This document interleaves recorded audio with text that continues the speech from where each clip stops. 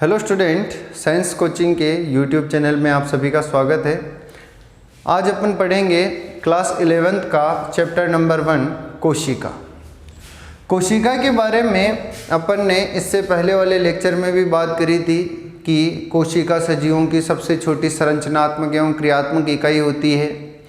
कोशिका जो है उसकी खोज सर्वप्रथम रॉबर्ट हुक द्वारा की गई। सर्वप्रथम जीवित कोशिका की खोज एंटोनी वॉन ल्यूवेनहॉक द्वारा की गई। किस प्रकार से कोशिकाओं से उत्तक, उत्तक से अंग और अंग से अंग तंत्र बनते हैं, ये सारी बात अपन ने कर ली है। अब अपने को पढ़ना है कोशिका विज्ञान के बारे में। कोशिका विज्ञान क्या है? तो कोशिकाओं की संरचना का अध्ययन विज्ञान की जिस शाखा में किया जाता है वही क्या कहलाती है? कोशिका विज्ञान। अब कोशिका विज्ञान की अपन बात करें उससे पहले ये पूछा जाता है कि कोशिका सिद्धांत क्या है। कोशिका सिद्धांत से क्या अभिप्राय है कि किस चीज़ को आप कोशिका बोलोगे और किस चीज़ को आप कोशिका नहीं बोलोगे, उसका डिसीजन कैसे लिया जाए। तो इसके लिए एक सिद्धांत दिया गया है, कोशिका सिद्धांत। कोशिका सिद्धांत की अपन बात करें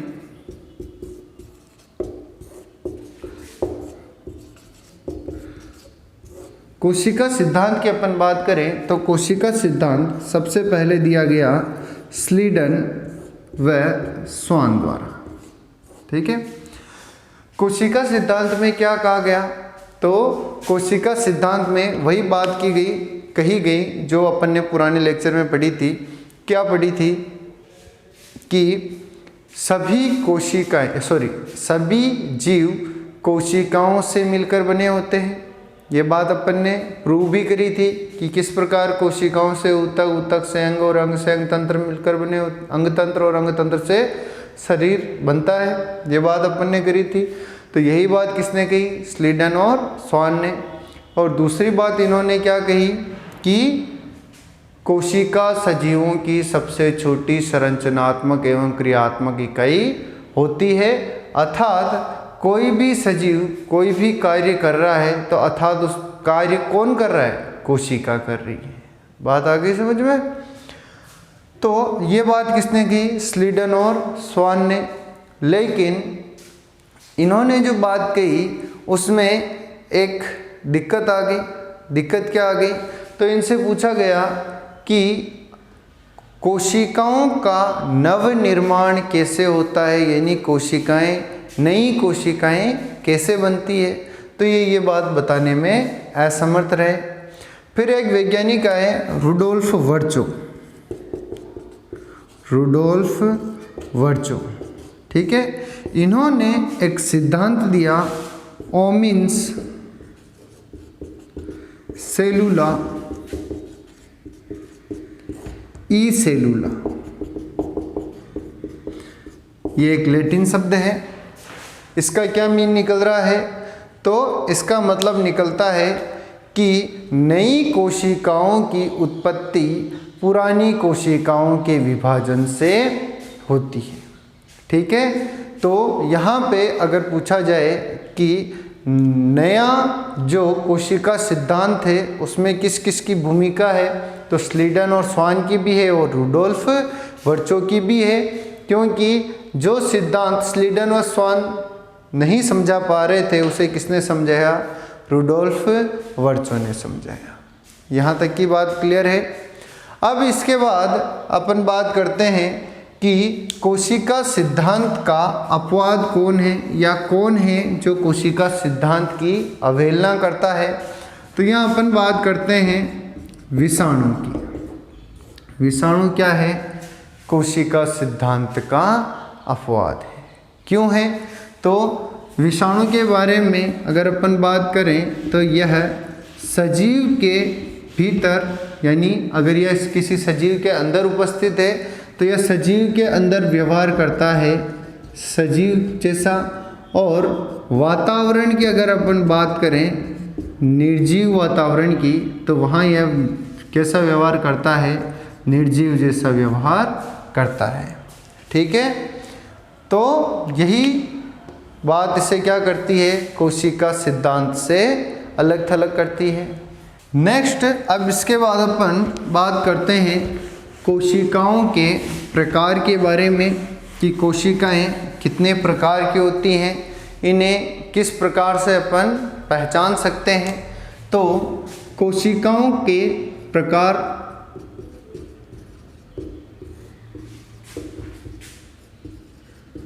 कोशिका के प्रकार की अगर अपन बात करें तो सबसे पहले अपन बात करते हैं संगठन के आधार पर। संगठन के आधार पर, संगठन के आधार पर अगर अपन बात करें तो कोशिकाएं दो प्रकार की होती हैं। एक होती हैं प्रोकैरियोटिक कोशिकाएं, ठीक है, इसे अपन पाक केंद्रक कोशिकाएं भी कहते हैं हिंदी में। और दूसरी होती है यूकैरियोटिक कोशिकाएं, इन्हें ससीम केंद्र की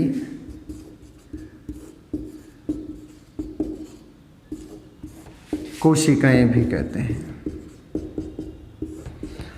अब वन बाय वन बात करते हैं क्या अंतर है। तो एक चीज़ मैं पहले बता देता हूं तुमको, जो प्रोकैरियोटिक कोशिकाएं हैं ये आदिम प्रकार की कोशिकाएं हैं और ये हैं एडवांस यानी कि आधुनिक। क्या अंतर है? आदिम का मतलब है इन कोशिकाओं का निर्माण उस समय हुआ जब पृथ्वी का निर्माण हुआ, अर्थात गहरे अनंत महासागरों में जिन कोशिकाओं का निर्माण हुआ वो कोशिकाएं कौन से थी? प्रोकैरियोटिक कोशिकाएं थी। और इन प्रोकैरियोटिक कोशिकाओं में समय के साथ उद्विकास हुआ, विकास हुआ, परिवर्तन हुआ और परिवर्तन के साथ साथ इनका सशक्तिकरण होता गया और यही कोशिकाएं किसमें बदल गई? यूकैरियोटिक कोशिकाएं, जो कि एक प्रकार की क्या हैं? आधुनिक कोशिकाएं हैं। अब अपन बात करते हैं कि प्रोकैरियोटिक कोशिकाओं को नाम दिया गया है पाक केंद्रक कोशिकाएं। मतलब पाक का मतलब क्या है कि सुविकसित नहीं है, बात आगे समझ में। और केंद्रक, तो प्रोकैरियोट का सीधा सा मतलब क्या निकल रहा है कि इस प्रकार की जो कोशिकाएं होती है उनका केंद्रक सुविकसित नहीं होता है। अब केंद्रक सुविकसित कैसे नहीं होता है? तो जब अपन केंद्रक बात करेंगे, केंद्रक के बारे में एक कोशिकांग है जिसके बारे में अपन जब बात करेंगे तब बात करेंगे कि केंद्रक जो कोशिकांग है उसमें विभिन्न अंग होते हैं। केंद्रक झिल्ली होती है, केंद्रक द्रव्य होता है, केंद्रिका होती है, क्रोमेटिन धागा होता है जो कि एक गुणसूत्र का ही प्रारूप है। तो ये सारी चीज़ें न होकर इसमें केवल डीएनए का या आनुवांशिक धागा केंद्रक में केवल इस प्रकार से फैला रहता है, ठीक है। ये कैसा होता है? तो द्विकुंडलित और वृत्ताकार, ठीक है। तो अगर अपन बात करें प्रोकैरियोटिक कोशिकाओं की तो इनमें केंद्रक सुस्पष्ट नहीं होता है। केंद्रक के नाम पर केवल इनमें क्या पाया जाता है? द्विकुंडलित वृत्ताकार डीएनए पाया जाता है। ना तो केंद्रक झिल्ली होती है, ना केंद्रक द्रव्य होता है, ना ही केंद्रिका होती है। इस प्रकार की कोई संरचना नहीं होती है। तो यहाँ पे अपने को क्या क्या नज़र आ रहा है? कोशिका झिल्ली नज़र आ रही है,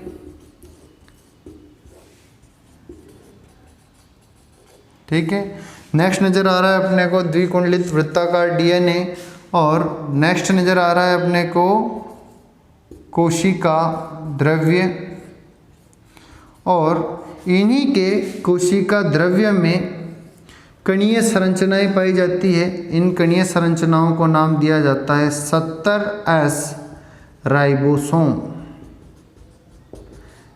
ये 70S क्या है? ये जब अपन राइबोसोम के बारे में पढ़ेंगे वहाँ बताएंगे। अब बात करते हैं ससीम केंद्र की कोशिकाओं की। तो ससेम केंद्र की कोशिकाओं से मीन क्या निकल रहा है कि इनका केंद्रक जो है वो सुस्पष्ट होता है। सुस्पष्ट की अगर अपन बात करें तो इनके केंद्रक के चारों ओर दोहरी झिल्ली का आवरण पाया जाता है, जिसे नाम देते हैं अपन केंद्रक झिल्ली। ठीक है, ये जो है ये क्या है, केंद्रक झिल्ली है। केंद्रक झिल्ली के अंदर बिखरा हुआ क्रोमेटिन धागा पाया जाता है। ठीक है, इसे नाम अपन देते हैं डीएनए, जो कि बाद में किस में बदल जाता है, विभाजन के समय गुणसूत्र में बदल जाता है। वहीं यहाँ अपन बात करें तो केंद्रक द्रव्य पाया जा रहा है। वहीं एक गहरी संरचना केंद्रक के अंदर केंद्रिका भी पाई जाती है। ठीक है, तो ये एक मुख्य अंतर हो गया किसमें, प्रोकैरियोटिक कोशिकाओं और यूकैरियोटिक कोशिकाओं में। नेक्स्ट अगर अपन बात करें तो इसमें राइबोसोम पाए जाते हैं, जैसे 70S राइबोसोम पाए जाते हैं प्रोकैरियोटिक कोशिकाओं में के कोशिका द्रव में। वहीं यूकैरियोटिक कोशिकाओं के कोशिका द्रव में 80S प्रकार के राइबोसोम पाए जाते हैं। वहीं अपन बात करें यहाँ पे अन्य कोई कोशिकांग अपने को नज़र नहीं आ रहा है। यहाँ अगर अपन बात करें तो यहाँ माइटोकॉन्ड्रिया, ठीक है, माइटोकॉन्ड्रिया जैसा कोशिकांग पाया जा रहा है। उसके अलावा पाया जा रहा है लाइसोसोम, तारकाय, ये सभी कोशिकांग किसमें पाए जा रहे हैं, यूकैरियोटिक कोशिकाओं में पाए जा रहे हैं, जबकि प्रोकैरियोटिक कोशिकाओं में नहीं पाए जा रहे हैं। इस सारी चीज़ को अपन एक एग्जाम्पल लेते हैं। तो इस चीज़ को समझिए, आप एक स्टूडेंट का कमरा, और इस चीज़ को आप समझ सकते हैं अपना वेल फर्निश्ड पूरा घर समझ सकते हैं अपन। यहाँ पे एक स्टूडेंट के कमरे में रहने की एक फिक्स जगह है, उसी को अपना सारा काम उसी रूम के अंदर करना है। यानी कि प्रोकैरियोटिक कोशिका को अपना सारा कार्य किसके अंदर करना है, कोशिका द्रव्य के अंदर ही करना है। यहाँ अपन प्रोकैरियोटिक कोशिका का एग्जाम्पल ले सकते हैं एक स्टूडेंट के रूम से, जहाँ उसको सभी कार्य करने के लिए एक निश्चित स्थान ही प्राप्त होता है। जैसे कि यहाँ अगर अपन कोशिका की बात कर रहे हैं तो यहाँ पे उत्सर्जन की बात करें, श्वसन की बात करें, पाचन की बात करें, या कोशिका के किसी भी कार्य की अगर अपन बात करें तो उसको सारी क्रिया किस में करनी पड़ रही है, कोशिका द्रव्य में करनी पड़ रही है। वहीं अपन बात कर रहे हैं अगर यूकैरियोटिक कोशिका की, तो यूकैरियोटिक कोशिका में विभिन्न कार्यों के लिए विभिन्न स्थान निश्चित किए गए हैं। जैसे अगर अपन बात करें श्वसन के लिए, तो कोशिकाओं यूकैरियोटिक कोशिकाओं में श्वसन के लिए माइटोकॉन्ड्रिया कोशिकांग पाया जाता है।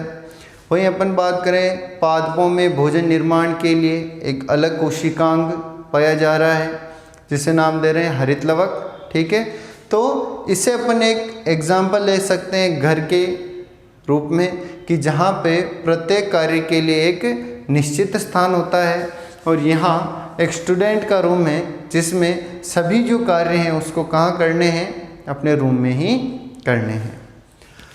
तो ये मेन एग्जाम्पल या मेन अंतर हो गए किसके, यूकैरियोटिक कोशिकाओं और प्रोकैरियोटिक कोशिकाओं के।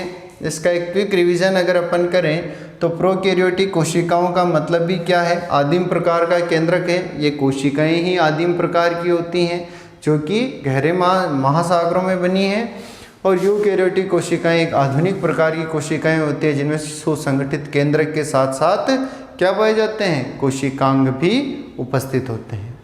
ये अंतर हो गया प्रोकैरियोटिक और यूकैरियोटिक कोशिकाओं का। अगर अपन एग्जाम्पल की यहाँ बात करें तो प्रोकैरियोटिक एग्जाम्पल का उदाहरण है जीवाणु। सभी जीवाणु क्या होते हैं, प्रोकैरियोटिक जीव होते हैं। वहीं अपन बात करें यूकैरियोटिक के उदाहरण की, तो पादप और जंतु किसके उदाहरण हैं, यूकैरियोटिक कोशिकाओं के उदाहरण हैं। अब इसके बाद अपन नेक्स्ट बात करते हैं यूकैरियोटिक कोशिकाओं के प्रकार की। यूकैरियोटिक कोशिकाओं की अगर अपन बात करें तो यूकैरियोटिक कोशिकाओं को मुख्य रूप से दो भागों में बांटा गया है। एक तरफ अपन लिख सकते हैं पादप कोशिका और दूसरी तरफ अपन बात करेंगे जंतु कोशिका के बारे में। सबसे पहला अंतर अगर अपन बात करें तो पादप कोशिकाएं जो होती है ये आगे जाके किसका निर्माण कर रही है, पादप का निर्माण कर रही है, जबकि जंतु कोशिकाएं आगे जाके किसका निर्माण कर रही है, किसी न किसी जंतु का निर्माण कर रही है। अब यहाँ मैं एक डायग्राम बना देता हूँ इनका, पादप कोशिकाओं और जंतु कोशिकाओं का एक आरेखीय डायग्राम बना देता हूँ।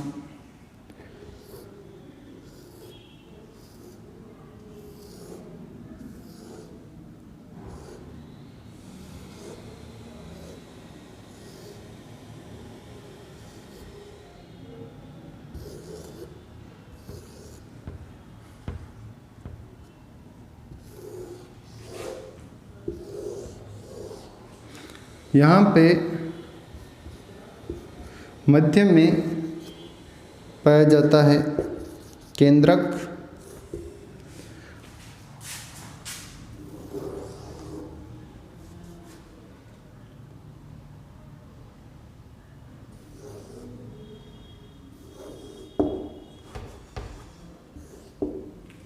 यहाँ मैंने पादप कोशिका और जंतु कोशिका के अंतर स्वरूप डायग्राम बनाए हैं। एक तरफ अगर अपन पादप कोशिका को देखें तो यहाँ पे दोहरा आवरण पाया जाता है। दोहरे आवरण में अंदर की तरफ जो आवरण है उसे कोशिका झिल्ली नाम दे रहे हैं। यह कोशिका झिल्ली पादपों में भी पाई जाती है और जंतु कोशिकाओं में भी पाई जाती है, परंतु पादपों में जो बाहर की तरफ एक कठोर सुरक्षात्मक आवरण पाया जाता है जिसे नाम दे रहे हैं कोशिका भित्ति। यह कोशिका भित्ति जंतुओं में नहीं पाई जाती है। तो पादपों में जो कोशिका भित्ति पाई जा रही है इसके फलस्वरूप इसकी सुरक्षा हो पाती है। नेक्स्ट, इसका आकार निश्चित रहता है, ठीक है, और एक निश्चित अवधि के बाद इसकी आकृति भी क्या हो जाती है, निश्चित हो जाती है, ठीक है। परंतु जंतु कोशिकाओं की कोशिका के चारों ओर कोशिका भित्ति नहीं पाई जाती है, तो ना तो इनका आकार निश्चित होता है ना ही आकृति। अब इसके बाद नेक्स्ट अपन बात करें तो यहाँ पे ये जो स्पेस मैंने छोड़ा है इस वाले भाग को अपन नाम देते हैं रिक्तिका। तो इसमें बहुत बड़ी बड़ी रिक्तिकाएँ पाई जा रही हैं। वहीं अपन बात करें जंतु कोशिका में तो जंतु कोशिका में बहुत ही छोटी रिक्तिका पाई जाती है। नेक्स्ट, अगली अगर अपन बात करें तो जो पादप कोशिकाएं होती है इनमें एक विशेष कोशिकांग हरित लवक पाया जाता है। हरित लवक का कार्य प्रकाश संश्लेषण की क्रिया कर भोजन का निर्माण करना होता है। तो जो पादप जो होते हैं ये स्वपोषी होते हैं, अर्थात खुद का भोजन खुद ही बना रहे हैं। परंतु अगर अपन बात करें जंतु की तो जंतु कोशिकाओं में इस प्रकार की कोई संरचना नहीं पाई जाती है, अर्थात जंतु अपना भोजन बाहर से ग्रहण करते हैं और इस प्रकार के जीवों को नाम देते हैं परपोषी जीव। नेक्स्ट, अगली अपन बात करें तो पादपों में जो संचित भोजन होता है वह स्टार्च के रूप में होता है, जबकि जो जंतुओं की बात करें तो जंतुओं में संचित भोजन ग्लाइकोजन के रूप में होता है।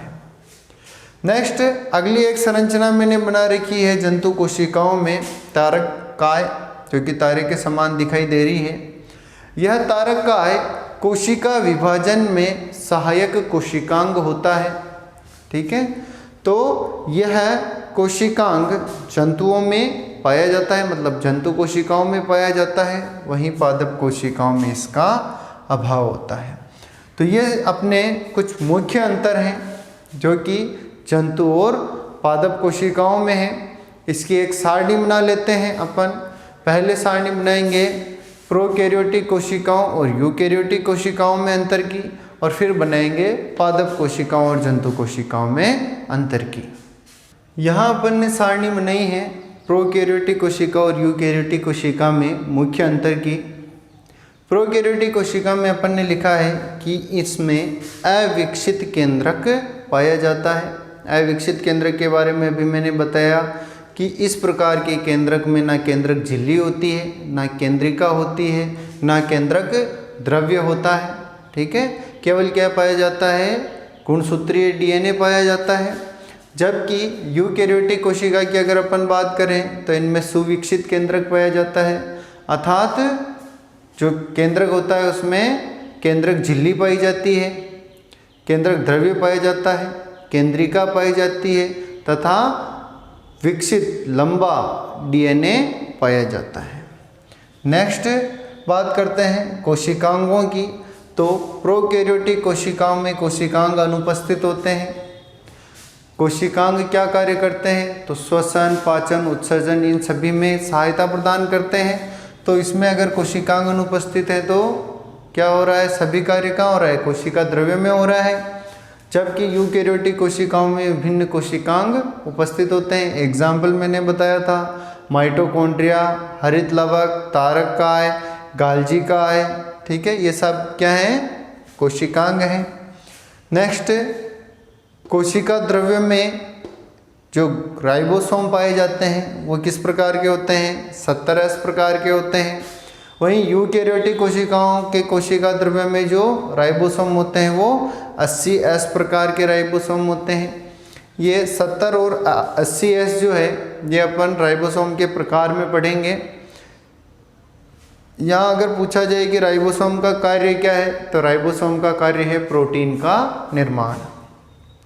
नेक्स्ट अगला अंतर अपन इनका उदाहरण देकर दे सकते हैं कि जीवाणु और माइकोप्लाज्मा किसके उदाहरण हैं, प्रोकैरियोटिक कोशिकाओं के, और यूकैरियोटिक कोशिकाओं के उदाहरण हैं पादप और जंतु। ठीक है, यहाँ पे एक उदाहरण लिख रखा है माइकोप्लाज्मा। माइकोप्लाज्मा के बारे में मैं पहले भी बता चुका हूँ कि माइकोप्लाज्मा पृथ्वी पर पाया जाने वाला सबसे सूक्ष्मतम जीव है। ठीक है, अच्छा, प्रोकैरियोटिक कोशिकाओं को प्रोकैरियोटिक कोशिकाएं इसलिए बोल रहे हैं क्योंकि इनमें अविकसित केंद्रक होता है, साथ ही ये आदिम प्रकार की कोशिकाएं होती है, जबकि ये विकसित प्रकार की कोशिकाएं होती हैं। प्रोकैरियोटिक कोशिकाओं के विकास से ही क्या बनी है, यूकैरियोटिक कोशिकाएं बनी हैं। ये बात होगी अपने प्रोकैरियोटिक कोशिका और यूकैरियोटिक कोशिकाओं में मुख्य अंतर की।